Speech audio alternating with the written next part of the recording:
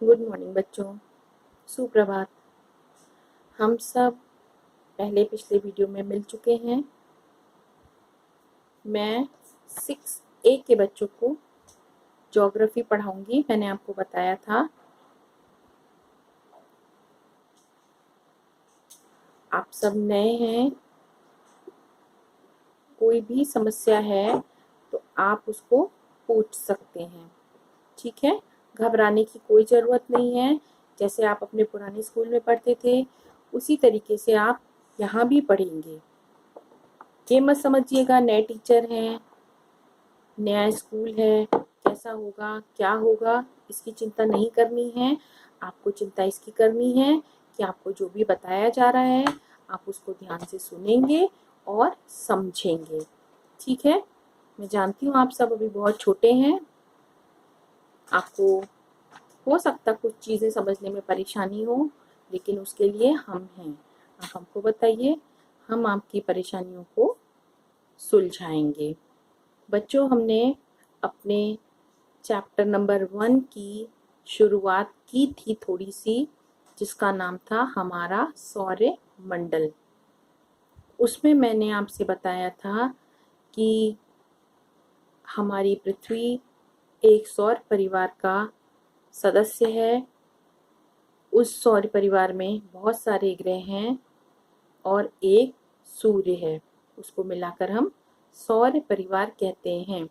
उसी से संबंधित इस पाठ में हम और भी जानकारियाँ प्राप्त करेंगे, लेकिन अभी फ़िलहाल हम यहाँ से शुरू करते हैं कि आप अपनी पृथ्वी के बारे में जानते ही हैं। उसके अलावा आप रात में आकाश में चंद्रमा, तारे, इन सब आकृतियों को देखते हैं। ये सब आकृतियाँ आपको दिखती हैं, आप इनसे परिचित भी हैं। हम जब अपने घरों से बाहर निकलते हैं और बाहर जा कर के आसमान की तरफ देखते हैं तो ये सब चमकती हुई आकृतियाँ, सुंदर आकृतियाँ हमको दिखाई पड़ती हैं।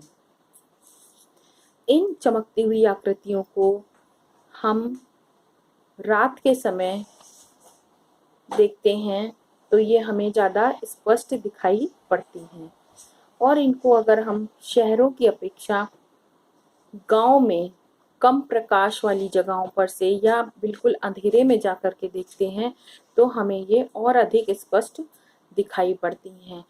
इन सभी आकृतियों को जो भी हमें पृथ्वी से दिखती हैं इनको हम आकाशीय पिंड या खगोलीय पिंड कहते हैं। इनमें हमारे सूर्य, चंद्रमा, तारे, ये सभी चीज़ें आती हैं, ठीक है। तो आकाशीय पिंड और खगोलीय पिंड, जो भी हमें आकाश में दिखने वाली आकृतियां हैं, हम उनको कहते हैं। आपने कभी ऐसा देखा है ना कि जब चांदनी रात होती है, जिस दिन चंद्रमा का प्रकाश बहुत अधिक होता है, उस दिन हमें तारे कुछ कम दिखते हैं, और जिस दिन हमारे पास चंद्रमा का प्रकाश नहीं होता, यानी कि चंद्रमा हमको नहीं दिखता है, रात अंधेरी होती है, उस दिन तारे हमको बहुत अच्छे से दिखाई पड़ते हैं, है ना। इसी तरीके से आपने सोचा है बच्चों कि चंद्रमा हमें दिन में क्यों नहीं दिखाई पड़ता है? चंद्रमा दिन में हमको इसलिए नहीं दिखाई पड़ता है क्योंकि उससे भी अधिक प्रकाश सूर्य के पास है, और सूर्य के प्रकाश में चंद्रमा का प्रकाश दब जाता है, इसलिए चंद्रमा और तारे हमें दिन में दिखाई नहीं पड़ते हैं। हमारे जो तारे हैं वो गर्म गैसों के बने हुए हैं, ठीक है, और वो खुद जो है प्रकाश को उत्पन्न करते हैं और अपने ही प्रकाश से और ऊष्मा से वो चमकते हैं। हमारी जो पृथ्वी है, आकाश है, उसमें 1, 2, 3 तारे नहीं, अरबों की संख्या में हमारे पास तारे हैं। कुछ तारे जो पास में हैं वो हमें आसानी से आंखों से दिखाई दे जाते हैं, उनको हम आसानी से देख पाते हैं, और कुछ तारे जो कि हमसे बहुत अधिक दूर हैं उनको हम सीधे अपनी आंखों से नहीं देख पाते हैं। उनके लिए हमें किसी बड़ी दूरबीन या दूरदर्शी या टेलीस्कोप की आवश्यकता होती है।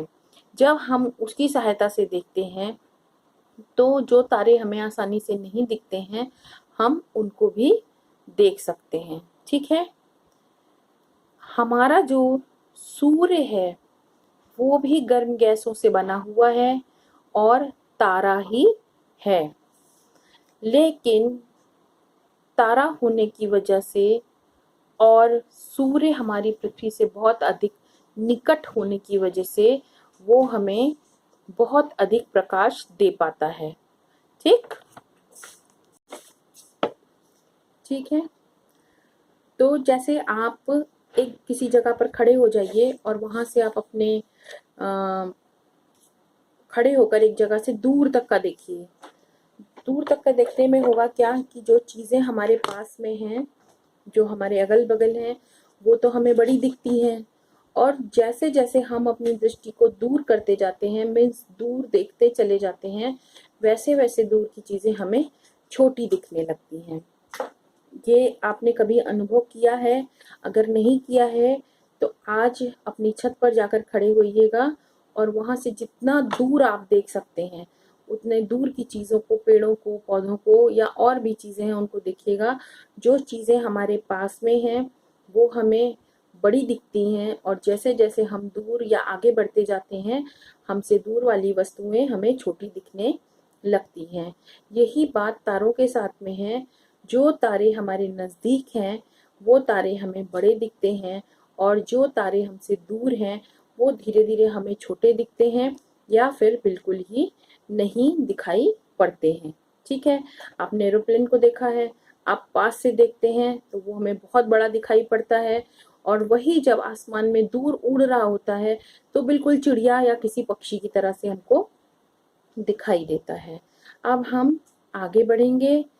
आगे हम बात ये करेंगे, जो तारे हैं वो अलग अलग समूहों में, अलग अलग आकृतियों में एक साथ रहते हैं। ठीक है, एक साथ जो भी तारे हमें समूह में रात्रि के समय में दिखते हैं या रात में दिखाई पड़ते हैं, उन एक आकृति वाले समूह या तारों के समूह को हम नक्षत्र मंडल कहते हैं। ठीक है, हमारे जो तारे हैं वो रात्रि में आकाश में अलग अलग आकृतियां बनाते हैं, उनको हम नक्षत्र मंडल कहते हैं। और हमारे जो खगोलविद हैं, खगोलविद मीन्स जो हमारे आकाश की जो बातें हैं जिनके बारे में बताते हैं उसको हम खगोल कहते हैं, ब्रह्मांड की बातें बताते हैं, उन बताने वालों को हम खगोलविद कहते हैं। उनके अनुसार हमारा जो नक्षत्र मंडल है वो हमारे कुल 88 नक्षत्र मंडल हैं।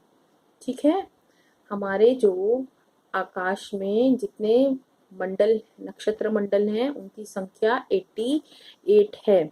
ठीक है, और इनको हम जब तक इनके बारे में हम नहीं जानते हैं तब तक इनको हम नहीं समझ सकते हैं, लेकिन उनमें से कुछ जो आसानी से दो चार जिनके बारे में आप जानते हैं, जिनको आसानी से पहचान सकते हैं, उनमें हमारा सबसे पहला सप्तऋषि मंडल है। सप्तऋषि मंडल के बारे में आपने सुना होगा। ठीक है, ये 7 तारे मिलकर के हमारे सप्तऋषि मंडल का निर्माण करते हैं, इनको हम नक्षत्र मंडल कहते हैं। ठीक है बच्चों, ये हो गया हमारे नक्षत्र मंडल की बात। आपने ध्रुव तारे का नाम सुना है? सुना है?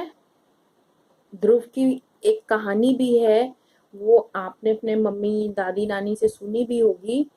एक ध्रुव तारा हमारे आकाश में चमकता है।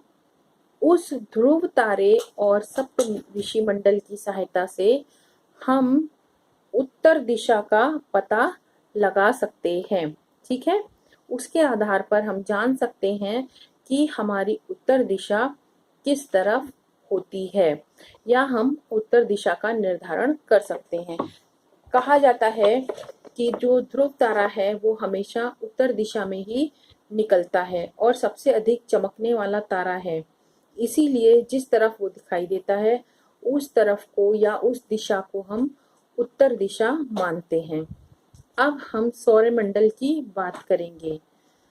हम अपने सौरमंडल की बात करें तो हमारे सौरमंडल में एक सूर्य है और उसके साथ 8 और ग्रह हैं जो हमारे सूर्यमंडल का या सौरमंडल का निर्माण करते हैं। उस सौरमंडल में हमारा जो सूर्य है वो उस परिवार का मुखिया है। जैसे आपके परिवार में आप हैं, मम्मी हैं, दादी दादा, ठीक है, ये आप सब मिलकर के एक परिवार बनाते हैं और उस परिवार के मुखिया, अगर आपके घर में दादा हैं तो दादा होंगे और अगर दादा नहीं है तो आपके पापा होंगे। इसी तरीके से ये 8 ग्रह और हमारा सूर्य, ये सब मिलकर के हमारे सौर परिवार का निर्माण करते हैं और उस सौर परिवार का मुखिया हमारा सूर्य है। ठीक है, आज हम इतना ही पढ़ेंगे। कल हम या नेक्स्ट वीडियो में हम बात करेंगे हमारे सौरमंडल के बारे में।